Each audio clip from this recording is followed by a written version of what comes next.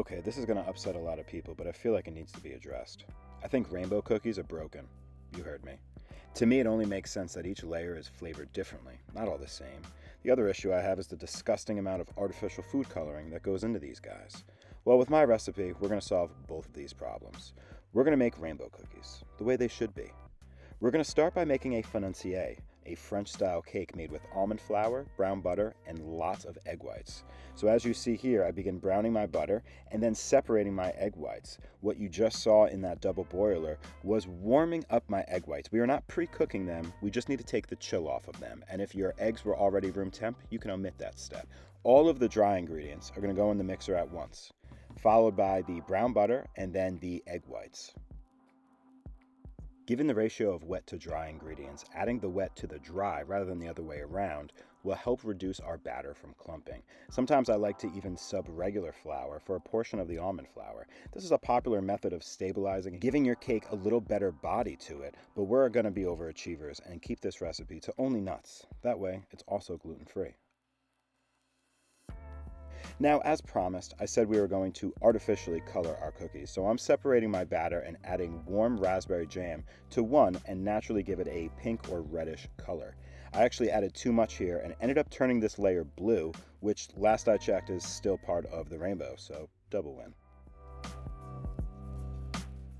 For the green layer, I repeated this exact process, but instead of using almond flour, I used pistachio flour, which I clearly ground myself, and then sifted out all of the finer pieces for the flour and not so much the chunky pieces.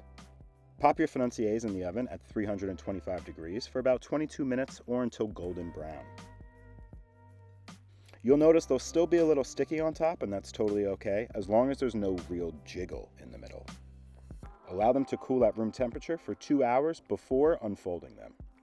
Carefully take your cakes out of the pan. I like to place them onto one more piece of parchment to make moving them around easier. They can be a bit sticky sometimes, so just be mindful of them. We're going to layer our cakes with raspberry jam, but you can use apricot, which is also common here, or better yet, go for cherry. It will really complement the pistachio and almond flavors we have here.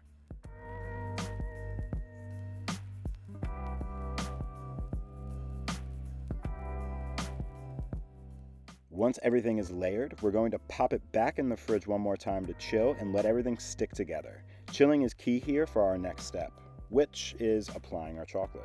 Using a double boiler or even a microwave, just melt your chocolate until it is viscous. I'm using a mix of semi-sweet and dark chocolate because, well, that's what I have, but you can use any combo that you'd like as long as it's melting chocolate. Evenly spread your chocolate on your cake, moving quick as to be mindful of how fast it will start to crystallize and set onto your chilled cake. Once I have an even layer, wait about 2 minutes for the chocolate to really set, and then once it's still barely wet, you can take a cake comb, or in this instance, a serrated knife, and make your design on top. I like to go this little zigzag squiggle back and forth. Then back into the fridge it goes for another half hour at least to fully set. Now, when cutting, I always trim my sides first. It will help with the cleaner cuts if you slowly score the top of the chocolate before making that full cut. Does that make sense?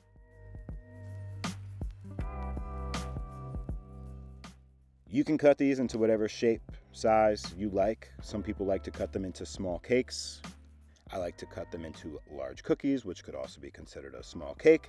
But however you want to portion these guys up, you really can't go wrong. This is what I'm talking about. Gluten-free, naturally colored, naturally flavored rainbow cookies that just don't taste like one, but 3 unique flavors layered beautifully in harmony. Guys, this is what a rainbow cookie should be. I mean, unless you're allergic to nuts, then stick to chocolate chip. I hope you guys give this recipe a try. Serve it this weekend on your holiday table, or just make it for your friends, because God knows everybody needs a little more rainbow in their life. Till next time, friends, stay hungry.